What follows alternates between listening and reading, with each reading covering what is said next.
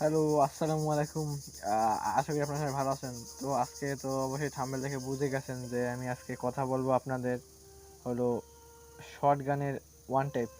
তো সেটা কীভাবে কি মারবে, কোন বিষয় আসাবে সবগুলো বলে দেবো এই ভিডিওতে A to Z। অবশ্যই এই ভিডিওটা দেখতে মানে সম্পূর্ণ আপনারা দেখার পর আপনারা আপনাদের হেডশট রেট 60% আপ হয়ে যাবে। আপনারা একটু প্র্যাকটিস, সবচেয়ে কিন্তু মেইন বিষয় হলো প্র্যাকটিস। প্র্যাকটিস আর কিছুই নাই।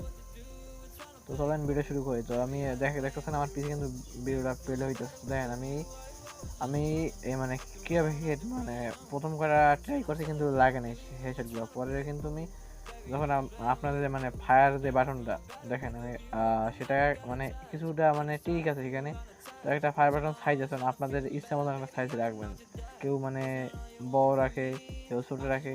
তারপর আপনাদের যে মানে হাত, আপনাদের যে ই দিয়া মানে খেলেন যে আপনার ই দিয়ে খেলে না, হাতের বাম মানে দুইটা আঙুল দিয়ে তো খেলেন। তো আপনার ডাইন পাশে তো ফায়ার বাটন, তো সেই অনুযায়ী আপনার হাত অনুযায়ী আপনার আঙ্গুলের অনুযায়ী সাইজ অনুযায়ী আপনারা মানে বা ফায়ার বাটন রাখবেন। আর মানে কীভাবে ড্র্যাগ করতে হবে তো অবশ্যই আমার ভিডিওটা তো পেলে দেখতেছেন যে কীভাবে আমি ড্র্যাগ করছি। তো মানে সরাসরি শটগানে কিন্তু অ্যাকুরেসি একটু মানে হাই থাকে। তো আপনারা মানে হেড মারতে হবে যখন মানে এনিমির পায়ের মানে নিচ থেকে মানে বডির নিচ থেকে আমার হেডশটটা মারতে হবে, ঠিক আছে আপনাদের।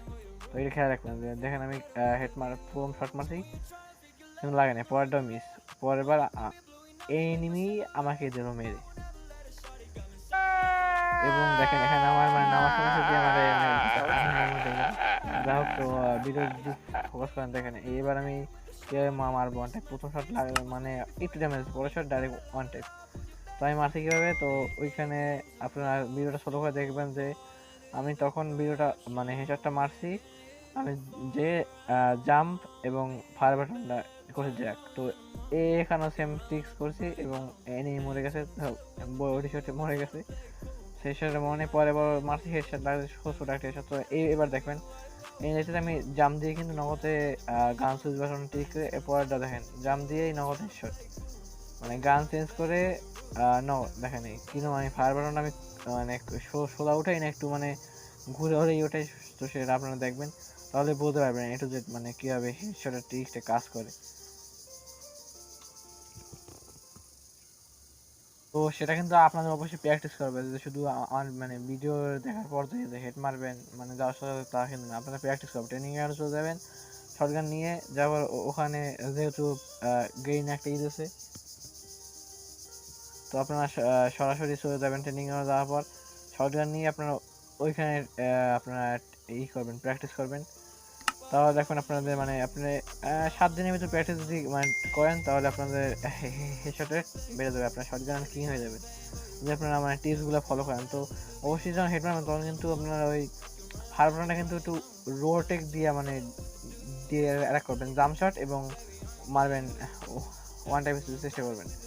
জাম এবং হলো ওয়ান টাইপ, দেখেন আমারই কিন্তু মেয়ে দিচ্ছে ওয়ান টাইপ।